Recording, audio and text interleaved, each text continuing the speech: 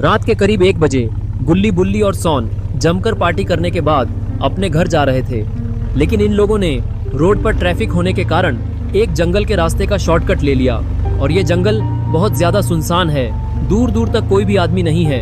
इन लोगों ने पार्टी में थोड़ा सा शराब पिया था, जिसके कारण गुल्ली को ज्यादा ही नशा चढ़ गया है और वो नशे में कुछ भी बड़बड़ा रहा होता है। रोम रोम भाइयों, सिस्टम पार देंगे, सिस्टम पार देंगे।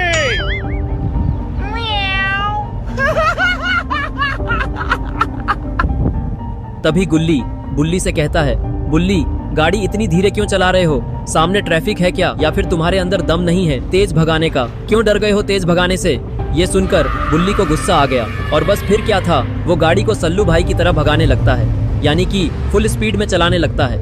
और अब इन लोगों की गाड़ी हवा से बातें कर रही होती है, लेकिन शॉन को ये सब देखकर बहुत ही ज्यादा डर लग रहा होता है। और फिर वो बुल्ली से बोला, बुल्ली गाड़ी थोड़ा धीरे चलाओ, मुझे डर लग रहा है। एक तो ये जंगल पहले से ही काफी सुनसान है और तुम इतनी तेज गाड़ी चला रहे हो, कहीं हमारा एक्सीडेंट वगैरह हो गया तो फिर हमें यहीं जंगल में रात गुजारनी पड़ जाएगी। और यहाँ आसपास कोई घर भी नहीं दिख रहा, तो मुझे लगता नहीं है कि यहाँ कोई रात गुजारने लायक जगह है, इसलिए गाड़ी थोड़ा धीरे चलाओ। वैसे भी सामने का नजारा ठीक से दिखाई नहीं दे रहा है। ये सुनकर बुल्ली बोला, शॉन तुम बहुत ज्यादा डरपोक हो, तुम्हें इतना डरने की कोई जरूरत नहीं है। जब बुल्ली हो साथ तो डरने की क्या बात। अभी देखो मैं कैसे गाड़ी फुल स्पीड में भगाकर आधे घंटे में तुम्हें घर पहुंचा देता हूँ। ये सुनकर शॉन बोलता है, बुल्ली ठीक है, मैं तुम्हें लास्ट वाली वार्निंग दे रहा हूँ, चुपचाप गाड़ी स्लो कर दो वरना हमारे लिए दिक्कत हो जाएगी। लेकिन बुल्ली शॉन की बात नहीं मानता और वो गाड़ी की स्पीड बढ़ाते ही जा रहा होता है। लेकिन शायद इन लोगों को सामने दिखाई नहीं दे रहा है कि सामने सड़क पर ढेर सारा सामान पड़ा हुआ है और सड़क के ठीक बगल में एक सुनसान घर भी है। शायद इस घर में कोई रहता भी नहीं है। और फिर जिसका डर था वही हुआ। बुल्ली 150 की स्पीड में गाड़ी भगा रहा था, जिसकी वजह से उससे गाड़ी नहीं संभलती और फिर इन लोगों की कार पोल में जाकर भिड़ती है और भिड़ने के कारण पीछे से सॉन उछलकर डिवाइडर पर जाकर मुंह के बल गिरता है, जिससे उसका मुंह लाल हो जाता है और उसकी पॉटी भी निकल जाती है। लेकिन शॉन उठ क्यों नहीं रहा, कहीं ये बेहोश तो नहीं हो गया? यही देखने के लिए गुल्ली और बुल्ली जीप से नीचे उतरते हैं और दोनों शॉन के पास जाने लगे। शॉन के पास आकर बुल्ली शॉन को देखने लगा और बोलने लगा, शॉन क्या हुआ, कहीं तुम्हें ज्यादा चोट तो नहीं लगी? लेकिन शॉन बुल्ली की बातों का कोई भी रिएक्शन नहीं देता, शायद ये बेहोश हो गया है। यही सोचकर बुल्ली शॉन को उठाने के लिए उसकी तरफ अपना हाथ बढ़ाता है, लेकिन तभी जैसे ही बुल्ली शॉन को हाथ लगाता है वैसे ही शॉन उठ जाता है और बुल्ली को स्मैक लगा देता है, जिससे बुल्ली जीप के ऊपर जाकर गिरता है, जिससे उसका पिछवाड़ा लाल हो जाता है। और फिर शॉन नीचे उतरकर बुल्ली से बोला, बुल्ली तुम्हारे गाड़ी तेज चलाने की वजह से हमारा एक्सीडेंट हो गया।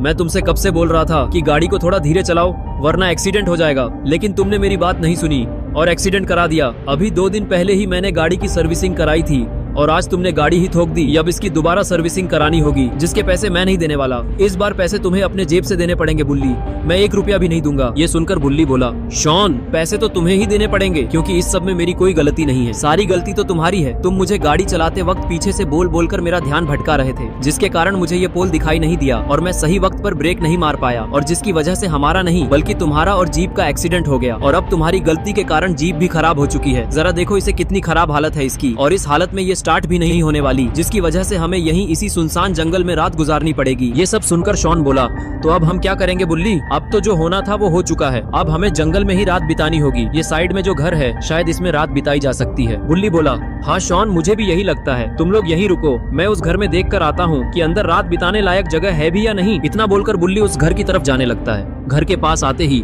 बुल्ली सीढ़ियों से ऊपर जाने लगता है। ऊपर आते ही वो अंदर देखने लगा। बुल्ली ने देखा कि ये ऊपर का कमरा तो रात बिताने के लिए बिल्कुल सही जगह है, क्योंकि इस कमरे में ज्यादा सामान भी नहीं फैला हुआ है और एक बिस्तर भी पड़ा हुआ है। लेकिन इन लोगों को इस बात का अंदाजा भी नहीं होगा कि आगे उनके साथ क्या होने वाला है, क्योंकि यहाँ पर एक बंद पड़ी पुरानी बस खड़ी है और इस बस के अंदर से कोई इन तीनों को देख रहा है। लेकिन ये कौन हो सकता है? दोस्तों अगर आपको पता है कि ये कौन है तो मुझे कमेंट में जरूर बताएं। जिसके कमेंट पर सबसे ज्यादा लाइक आएगा उसे नेक्स्ट वीडियो में शाउट आउट दिया जाएगा। और तभी देखते ही देखते उस बस के 4 बड़े बड़े ज़ॉम्बी जैसे पैर निकल गए। शायद ये कोई श्रापित ज़ॉम्बी बस है, जिसकी वजह से इसमें ज़ॉम्बी जैसे पैर निकले हुए हैं। और ये चीज होते हुए बुल्ली ऊपर से देख लेता है, और ये देखते ही गुल्ली और शॉन से कहता है कि गुल्ली और शॉन जरा उधर देखो वो क्या है। वो बस देखने में तो बहुत भयानक लग रही है। ये सुनकर गुल्ली और शॉन भी उस बस की तरफ देखने लगे और उस बस को देखकर दोनों के होश उड़ जाते हैं। और तभी अचानक से वो बस गुल्ली और शॉन की तरफ बढ़ने लगती है। ये देखकर गुल्ली और शॉन की सांसें थम सी गईं और वो एक ही जगह पर डर के मारे खड़े खड़े ही फ्रीज हो गए। तभी बुल्ली इन लोगों को बोलता है, गुल्ली और शॉन वहाँ खड़े खड़े देख क्या रहे हो? जान प्यारी नहीं है क्या? अगर जान प्यारी है तो जल्दी से वहाँ से भागो, वरना वो बस तुम दोनों को कुचल कर मार डालेगी। ये सुनकर गुल्ली और शॉन को होश आता है और दोनों भागने लगते हैं। दोनों भागते भागते घर के पीछे आ जाते हैं, लेकिन तभी ये क्या हुआ? ये दोनों रुक क्यों गए? अरे ये क्या? ये तो चुड़ैल है, लेकिन ये यहाँ पर कैसे आ गई? और तभी चुड़ैल ने गुल्ली को धक्का दे दिया, जिसके कारण गुल्ली फेंस से जाकर भिड़ा और बेहोश हो गया। ये देखकर शॉन को गुस्सा आ गया और बस फिर क्या था, शॉन ने नाव देखा न ताओ और सीधे चुड़ैल पर ड्रम फेंक दिया, जिससे चुड़ैल वही ढेर हो जाती है। चुड़ैल का काम तमाम करने के बाद शॉन गुल्ली के पास जाता है और उसे घसीटकर पत्थर के पीछे ले जाता है और पेड़ के सहारे बैठा देता है। और इधर वो बस बुल्ली के पास आने लगती है। बस को पास आता देखकर बुल्ली घबरा जाता है और पीछे की तरफ भागता है। शॉन पत्थर के पीछे से बुल्ली को देखने जाता है और वो देखता है कि बस घर के एकदम पास आ चुकी है। ये देखकर शॉन काफी ज्यादा डर जाता है और तभी बस अपना एक हाथ घर पर मारती है, जिसकी वजह से वो घर टूट जाता है और बुल्ली गिरकर बेहोश हो जाता है। ये देखकर शॉन को समझ नहीं आ रहा होता है कि अब वो बुल्ली को बचाए कैसे। और तभी गुल्ली को भी होश आ जाता है और वो उठकर खड़ा हो जाता है और वो समझने की कोशिश करने लगता है कि उसके साथ हुआ क्या। और तभी उसे शॉन दिखाई देता है। वो शॉन के पास जाकर उससे पूछता है कि मैं यहाँ पर कैसे आ गया था और मैं बेहोश कैसे हो गया था। शॉन उसको बताता है कि चुड़ैल ने तुम पर हमला कर दिया था, जिसके वजह से तुम बेहोश हो गए थे। ये देखकर मुझे गुस्सा आ गया, फिर मैंने चुड़ैल का गेम बजा डाला और फिर मैं तुम्हें यहाँ पर लेकर आ गया। फिर गुल्ली पूछता है कि बुल्ली कहाँ पर है? वो दिखाई क्यों नहीं दे रहा? कहीं वो किसी मुसीबत में तो नहीं? शॉन बोला, वो बस ने अपना हाथ उस घर पर मारा, जिसकी वजह से वो घर टूट गया और गुल्ली ऊपर से नीचे गिर गया और अभी वो वहाँ पर बेहोश पड़ा है। और तभी वो बस अचानक से नीचे आ जाती है और उसके बड़े बड़े हाथ अचानक से गायब हो जाते हैं। और इसके बाद उस बस से कोई उतरता है। अरे ये क्या? ये तो बाबा हैं, लेकिन ये यहाँ इस बस में क्या कर रहे थे?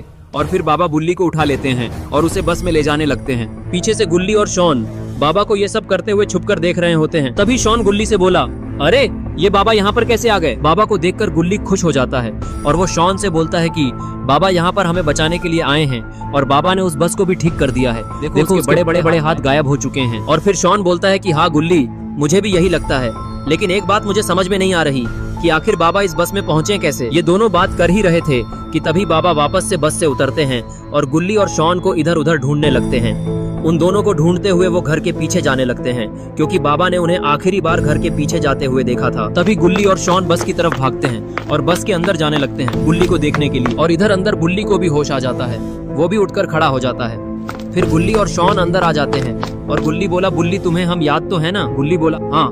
भला मैं तुम दोनों को क्यों भूलूंगा?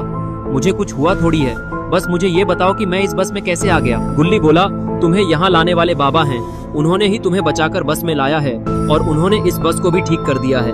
अब डरने वाली कोई बात नहीं है, अब हम लोग सेफ हैं। ये लोग बात कर ही रहे थे कि तभी बाबा वापस बस में आ जाते हैं। इसके बाद बाबा, गुल्ली, बुल्ली और शॉन चारों बस में बैठकर जा रहे होते हैं। तभी बुल्ली पूछता है कि बाबा, आपको कैसे पता चला कि हम मुसीबत में हैं और आप यहाँ पर कैसे आ गए? बाबा बोले कि चलो मैं तुम्हें पहले तुम्हारे घर पर छोड़ देता हूँ, फिर वहाँ पर बैठकर आराम से बातें करेंगे और मैं तुम्हारे सारे सवालों का जवाब दे दूंगा। इसके बाद बाबा बस को जंगल के और अंदर लेकर जाने लगते हैं। लेकिन बाबा इन्हें जंगल के अंदर क्यों ले जा रहे हैं? गुल्ली बुल्ली का घर तो दूसरी तरफ है और ये लोग जिस रास्ते से आए थे, बाबा तो उन्हें दोबारा उसी रास्ते से ले जा रहे हैं, पर ऐसा क्यों है? तभी गुल्ली बाबा से पूछता है कि बाबा, हम तो इसी रास्ते से आए थे, तो हम दोबारा इस रास्ते से क्यों जा रहे हैं? हमारा घर तो दूसरी तरफ है। लेकिन बाबा ये सुनकर गुल्ली की बातों का कोई जवाब नहीं देते और बस चुपचाप मुस्कुरा रहे होते हैं, जिसे देखकर गुल्ली, बुल्ली और शॉन को भी कुछ समझ नहीं आता। तभी गुल्ली बाबा से बोलता है कि बाबा, मुझे तो आपने कुछ गड़बड़ लग रही है, क्योंकि आप मेरे बातों का जवाब ही नहीं दे रहे हैं। ऐसा तो आपने कभी नहीं किया। कहीं आप नकली बाबा तो नहीं जो हमें भैंस बदलकर पागल बना रहे हैं? बाबा बोलते हैं कि तुम लोगों को ऐसा क्यों लग रहा है कि मैं नकली बाबा हूँ, और मैंने तो तुम लोगों की जान बचाई है इस ज़ॉम्बी बस से, और तुम लोग मुझे थैंक्स बोलने की जगह नकली बाबा बता रहे हो। और अगर तुम्हें ऐसा ही लगता है तो ठीक है, अभी तुम लोग देखो कि मैं क्या करता हूँ। बाबा के इतना बोलते ही उस बस के ज़ॉम्बी वाले पैर वापस निकल जाते हैं और फिर बाबा बोलते हैं कि हाँ, तुम लोगों ने सही समझा, मैं नकली बाबा ही हूँ और मैंने तुम लोगों को बेवकूफ़ बनाकर अपने जाल में फंसा लिया है और अब मैं तुम लोगों को सुनसान जंगल में मारने के लिए ले जा रहा हूँ और अब तुम सभी को मुझसे कोई नहीं बचा सकता।